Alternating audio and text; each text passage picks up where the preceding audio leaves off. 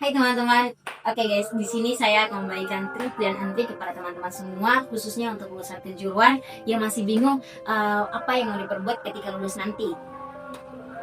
Tapi banyak orang bilang, Sekolah kejuruan mah ujung-ujungnya jadi admin atau kerja serabutan. Tapi jujur, bukan jurusannya yang salah, tapi cara kita mengelola keahlian itu setelah lulus.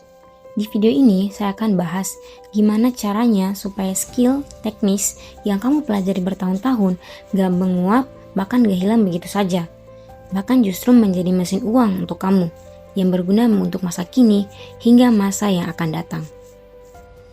Oke, tapi sebelum kita lanjut, ada satu poin yang perlu teman-teman ketahui, yaitu pertama adalah poin ini adalah salah satu yang faktor terpenting, yaitu apa? Merubah pola pikir atau mindset. Kenapa? Karena pola mindset ini yang menjadi suatu pendorong untuk kita sendiri, yang merubah kita atau memberikan jalan untuk kita, dimana kita bisa menentukan sebenarnya dengan kejuruan ini kita bisa menjadi seperti apa. Dengan masalahnya di sini, dunia industri itu bergerak sangat cepat daripada kurikulum yang kita belajarkan di sekolah. Kalau kita hanya mengandalkan apa yang kita belajarkan di sekolah atau hanya ke nilai lapor yang kita andalkan, maka kita akan ketinggalan, teman-teman. Kenapa? Sebenarnya keahlian itu ibarat seperti pisau. Kalau kita tidak asah, tidak digunakan, maka dia itu akan tumpul, bahkan dia akan karatan. Langkah pertama, berhenti jadi rahasia. Orang gak akan tahu kamu jago kalau kamu gak pamer. Mulailah bikin portofolio digital.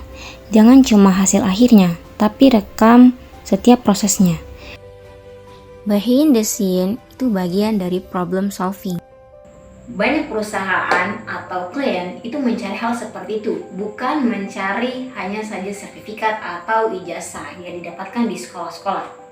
Oke, untuk langkah kedua sendiri, kamu harus memiliki hybrid skills. Dimana jika kamu seorang anak otomotif, kamu juga harus belajar komunikasi dan usaha. Tetapi jika kamu seorang anak tata boga, kamu juga harus belajar fotografi makanan. Saat ini, kalau kamu hanya memiliki teknik skill, itu nggak cukup. Kamu harus bisa menjual diri kamu sendiri. Dimana kamu harus bisa menggabungkan teknik kamu dan ilmu digital kamu, agar jangkauan kamu yang kamu dapatkan itu lebih luas lagi. Di tempat ketiganya, yaitu masuk ke dalam ekosistemnya. Jangan mau hanya bekerja sendiri. Ikuti komunitas profesi serta masuk ke grup-grup yang relevan. Di sana kamu akan belajar banyak hal, seperti proyek-proyek di bawah sana yang dimana tidak dipubliskan di situs-situs lokal. Ingat, you network is you network. Tapi ada salah satu hal yang tak kalah penting, yaitu komunikasi. Orang bisa pintar, bisa punya skill, tanpa komunikasi yang baik, orang lain tak akan tahu seberapa besar nilai kamu. Komunikasi itu kunci masa depan. Mau kamu kerja kantoran, bangun bisnis, bahkan jadi seorang pemimpin, semuanya butuh kemampuan menyampaikan ide dengan jelas.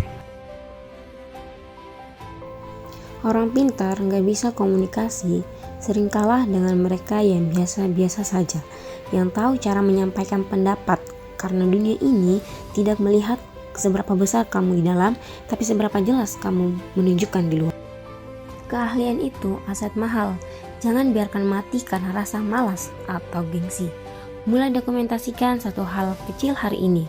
Kalau kamu serius mau manfaatin skill kamu, tulis di kolom komentar. Saya siap mulai. Jangan lupa subscribe untuk tips kembang diri lainnya. Saya Liza Hendrani. Sampai jumpa di video berikutnya.